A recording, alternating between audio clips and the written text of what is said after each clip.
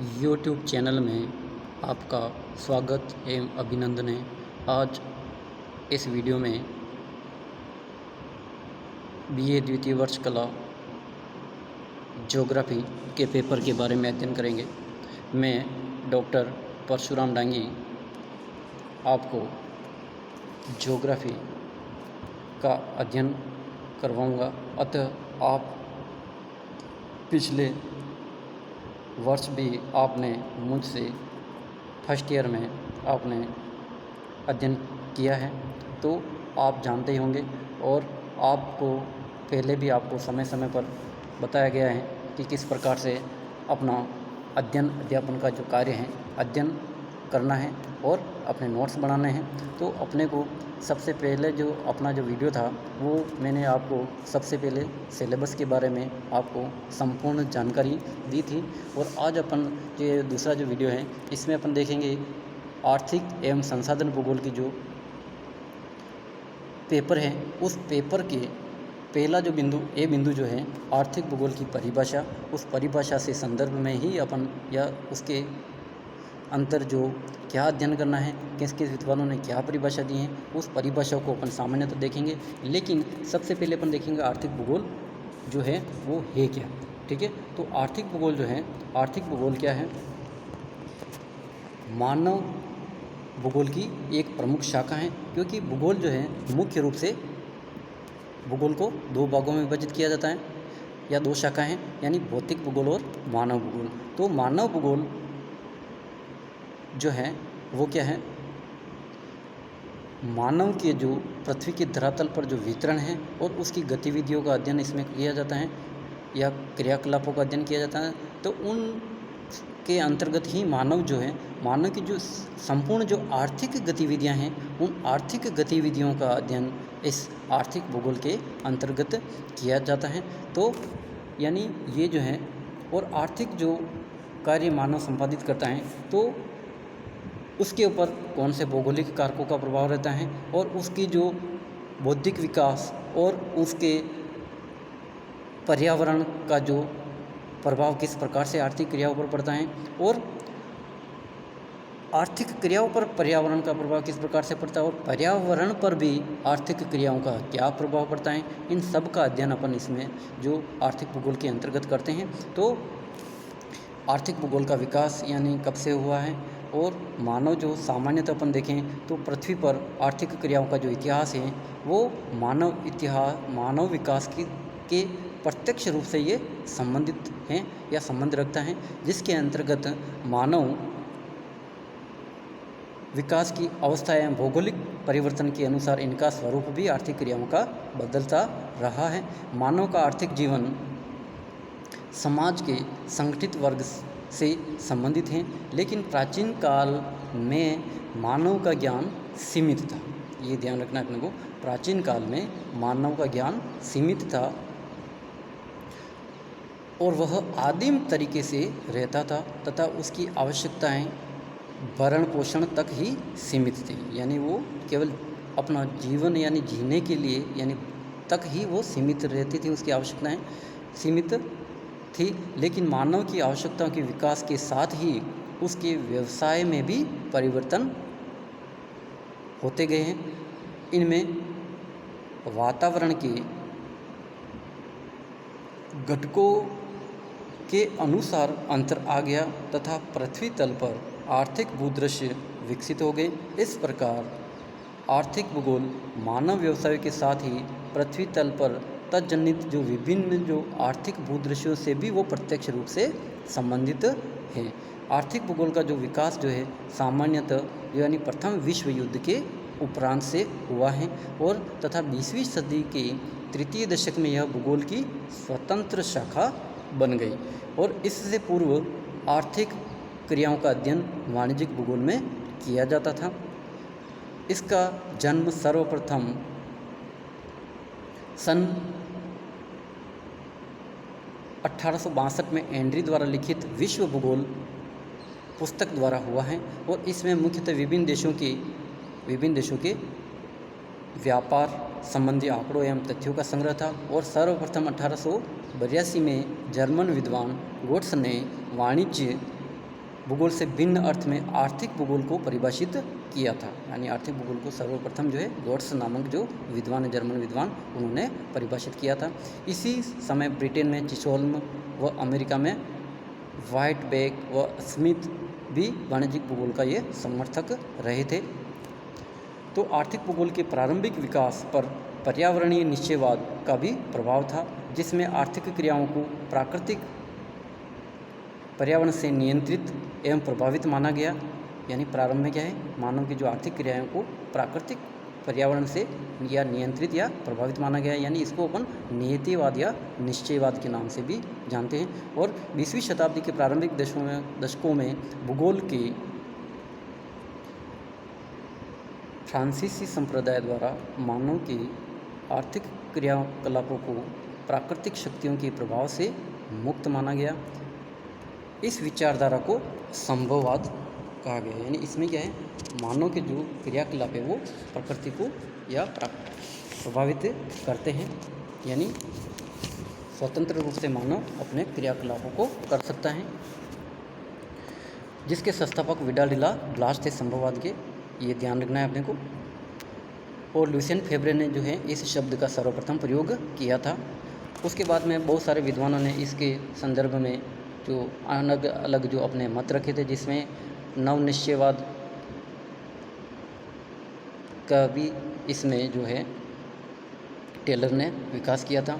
तो उसके बाद धीरे धीरे जो आर्थिक क्रियाकलाप के फिर मानव के जो वातावरण के जो प्रभाव का अध्ययन इसमें देखा गया। और उसके बाद में धीरे धीरे क्या स्वतंत्र रूप से आर्थिक भूगोल का विकास हुआ। तो आर्थिक भूगोल की जो परिभाषा है, उस परिभाषाओं में सबसे पहले अपन देखते हैं आर्थिक भूगोल।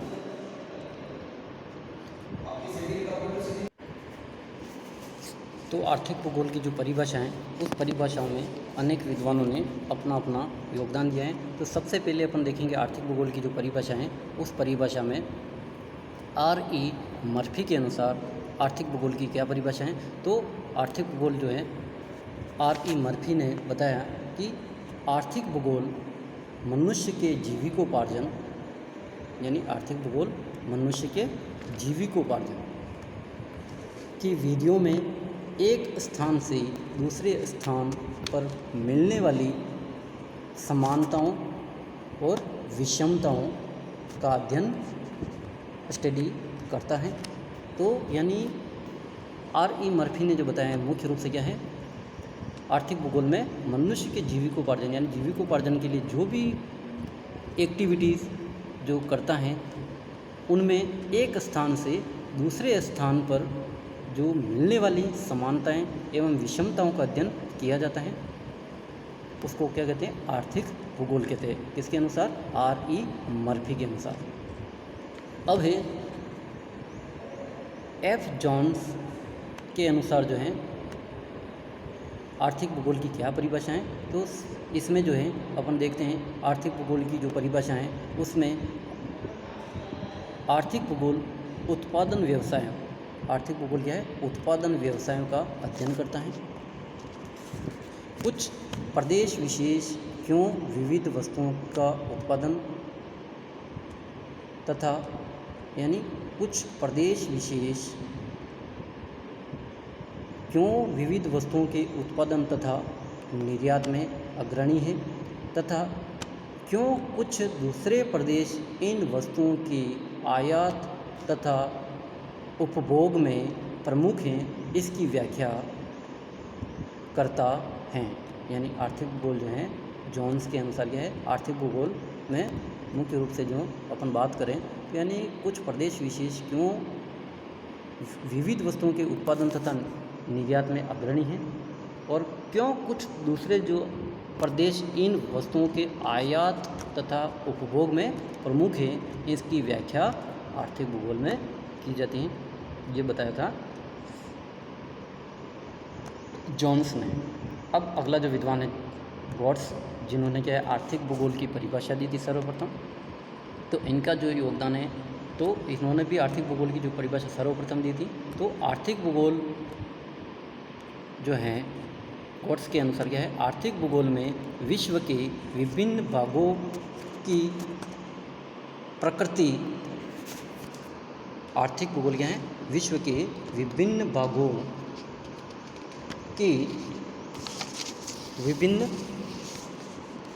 की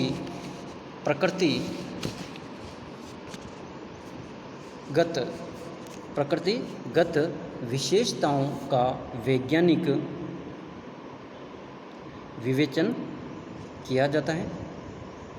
यानी एक बार और बता देता हूँ आपको, आर्थिक भूगोल में विश्व के विभिन्न भागों की प्रकृतिगत विशेषताओं का वैज्ञानिक विवेचन किया जाता है, जिनका वस्तुओं के उत्पादन पर प्रत्यक्ष प्रभाव पड़ता है। जिनका क्या है? वस्तुओं के उत्पादन पर प्रत्यक्ष प्रभाव पड़ता है। ठीक है, इस प्रकार से आर्थिक भूगोल की परिभाषा गोर्स ने बताई थी। अब जो है अलेक्जेंडर ने भी जो है परिभाषा जो दी, आर्थिक भूगोल की परिभाषा निम्न प्रकार से दी है। तो आर्थिक भूगोल की जो परिभाषा है, आर्थिक भूगोल की परिभाषा में अलेक्जेंडर ने बताया, economic geography is the study of areal variation on the earth surface and man's activity related to producing, exchanging and consuming wealth. यानी ये जो है आर्थिक भूगोल की परिभाषा की इन्होंने दी थी अलेक्जेंडर ने। यानी अर्थात इसको हिंदी में अपन देखें तो स्पष्ट है कि आर्थिक भूगोल जीविकोपार्जन के ढंगों और उनकी समस्याओं से संबंधित विज्ञान है, जिसमें भूतल के आधारभूत संसाधनों और दूसरे शब्दों में अपन देखें तो आर्थिक भूगोल मानव द्वारा भूतल के प्राकृतिक संसाधनों के विदोहन से संबंधित विज्ञान है, जिनमें उनके उत्पादन, परिवहन, वितरण और उपभोग का अध्ययन इसमें सामान्यतः किया जाता है। अब जो अपन अन्य जो विद्वान हैं, उन अन्य विद्वानों में अपन देखें तो आर्थिक भूगोल की जो परिभाषा हैं, उस परिभाषाओं में प्रोफेसर शो के अनुसार जो है आर्थिक भूगोल की क्या परिभाषा है, तो इसमें अपन देखेंगे तो आर्थिक भूगोल के अंतर्गत इन बातों का अध्ययन किया जाता है कि किस प्रकार मानव की विभिन्न जीविकोपार्जन क्रियाओं विश्व के उद्योगों, आधारभूत साधनों और औद्योगिक वस्तुओं की प्राप्ति के अनुरूप होती हैं। एक बार और अध्ययन कर लेते हैं। आर्थिक भूगोल मनुष्य जो आर्थिक क्रियाओं के जो करता है अध्ययन, तो उसी के संदर्भ में इन्होंने भी क्या बताया, आर्थिक भूगोल के अंतर्गत इन बातों का अध्ययन किया जाता है कि किस प्रकार मानव की विभिन्न जीविकोपार्जन क्रियाओं विश्व के उद्योगों, आधारभूत साधनों और औद्योगिक वस्तुओं की प्राप्ति के अनुरूप होती हैं। ये बताया था प्रोफेसर शो ने। अब जो है अगला जो विद्वान है बहुत ही महत्वपूर्ण है, डॉक्टर हंटिंगटन। डॉक्टर हंटिंगटन के अनुसार जो है आर्थिक भूगोल की क्या परिभाषा है, तो हंटिंगटन के शब्दों में मानव व्यवसाय, मानव दक्षता तथा मानव की आवश्यकताओं जैसे कला, धर्म, प्रशासन, शिक्षा एवं सभ्यता के अन्य पक्षों पर भौगोलिक वातावरण के प्रभाव की सीमा का अध्ययन आर्थिक भूगोल में किया जाता है। एक बार और, मानव व्यवसाय, मानव दक्षता तथा मानव की आवश्यकताओं जैसे कला, धर्म, प्रशासन, शिक्षा एवं सभ्यता, ये जो इनको ध्यान रखना है, कला, धर्म, प्रशासन, शिक्षा एवं सभ्यता के अन्य पक्षों पर भौगोलिक वातावरण के प्रभाव की सीमा का अध्ययन आर्थिक भूगोल में किया जाता है। यानी भौगोलिक वातावरण का जो प्रभाव जो है किस सीमा तक और होता है का अध्ययन आर्थिक भूगोल में किया जाता है। अब जो है हॉर्टशॉन एवं अलेक्जेंडर के अनुसार आर्थिक भूगोल पृथ्वी तल की क्रियाओं, आर्थिक भूगोल पृथ्वी तल की क्रियाओं की स्थानिक विभिन्नताओं का अध्ययन करता है, यानी एरियल डिफरेंशिएशन, जो उत्पादन, विनिमय तथा वस्तुओं के उपभोग तथा सेवाओं से संबंधित होती हैं। ये जो परिभाषा दी थी वॉटसन एवं अलेक्जेंडर ने। तो इस प्रकार से अन्य भी कुछ परिभाषाएं जो आपको मैंने बुक का जो आपको PDF भेजा है उसमें से आप अध्ययन कर सकते हैं और उसको अपने नोटबुक में ज़रूर उतार लें। और अगला जो अपन जो वीडियो देखेंगे या अध्ययन करेंगे टॉपिक, उसमें जो है आर्थिक भूगोल की जो ये जो क्रियाएं हैं और उसका जो प्रकृति जो है, उस प्रकृति के बारे में अपन देखेंगे कि आर्थिक भूगोल की क्या प्रकृति है। तो इस प्रकार से इनको आप अच्छे से अपने नोटबुक में ज़रूर उतार लें और समय समय पर इसका अध्ययन करते रहें। धन्यवाद।